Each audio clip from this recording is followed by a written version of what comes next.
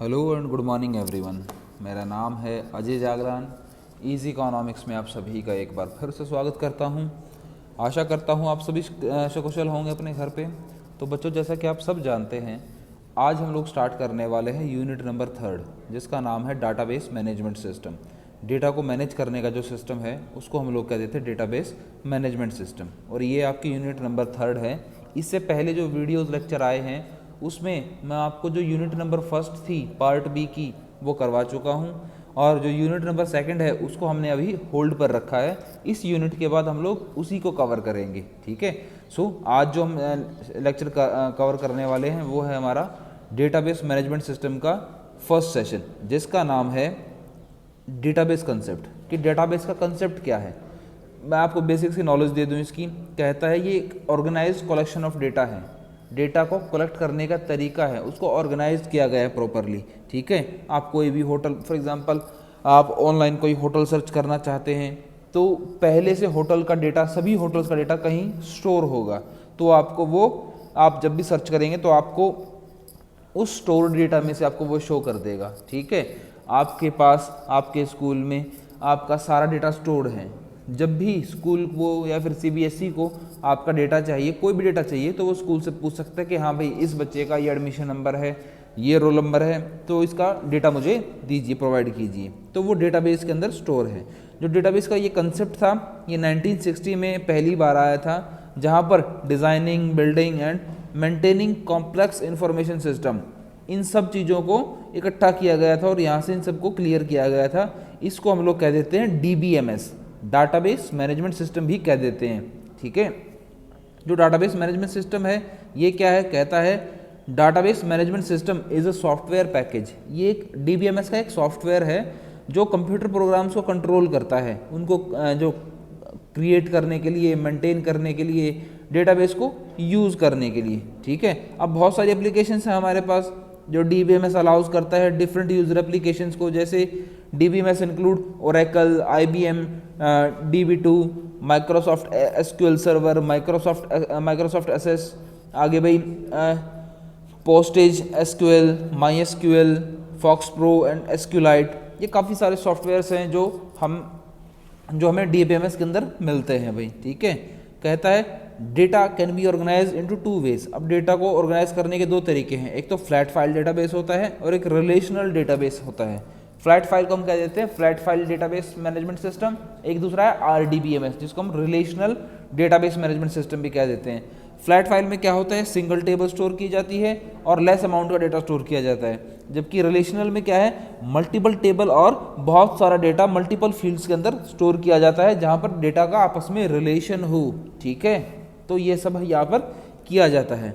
आगे है database server. Database server का मतलब क्या भाई, जहाँ पर डेटा को स्टोर किया जाता है वो जगह है, ठीक है। जहाँ पर सभी डेटा को स्टोर किया जाएगा उस जगह को हम लोग क्या कह देते हैं, हम डेटाबेस सर्वर कह देते हैं। आरडीबीएमएस क्या है, relational database management system is a database management system that is based on the relational model as introduced by EF Codd of IBM Saint Joseph research laboratory, most popular database currently in use and are based on relational database model. कहता है ये RDBMS एक relational database management system के ऊपर base है। मतलब क्या, जो अलग अलग, मैंने बताया ना इसमें मल्टीपल टाइप्स ऑफ टेबल का इस्तेमाल किया जा सकता है, काफ़ी सारे टेबल। जैसे हर टेबल का क्या होगा, हर टेबल का एक दूसरी टेबल के साथ कोई ना कोई लिंकेज होगा, कोई ना कोई रिलेशन होगा, कोई ना कोई कॉमन थिंग होगी उनके बीच में, जो मल्टीपल टेबल को हम लोग एक साथ यूज़ कर पाएंगे, ठीक है। जैसे एक बार एक क्लास में भाई, ठीक है, एक क्लास में सभी बच्चों के रोल नंबर अलॉट कर रखे हैं, एक से लेके 20 तक के, तो 1 से 20 तक का डेटा है वो एक टेबल में है, ठीक है। रोल नाम, तुम्हारा father name, mobile number, mother name, address, ये एक टेबल में है।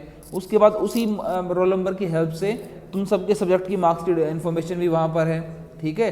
तीसरी टेबल में जो तुम्हारे हाफ ईयरली या फिर ईयरली मार्क्स हुए हैं उनका डेटा अलग है।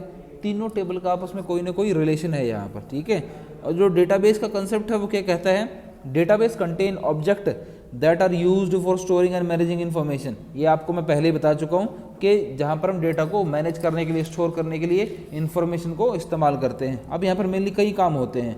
कोई आइटम है, आइटम का मतलब क्या बच्चे, कि जो भी वैल्यू होगी, जैसे किसी का नाम है, रोल नंबर है, ठीक है, कोई भी ऐसी चीज़ जिसको हम स्टोर करना चाहते हैं उसको हम आइटम कहेंगे। फील्ड का मतलब वो एक रो या कॉलम, जैसे रो या कॉलम होता है ना, उनकी जो हेडिंग होती है, जैसे एक फील्ड में लिखा मैंने सीरियल नंबर, उसके नीचे 1 2 3 4 5 6 7 8, अब जो सीरियल नंबर है वो एक फील्ड है, ठीक है। आगे रिकॉर्ड, जो डेटा होगा वो रिकॉर्ड होगा।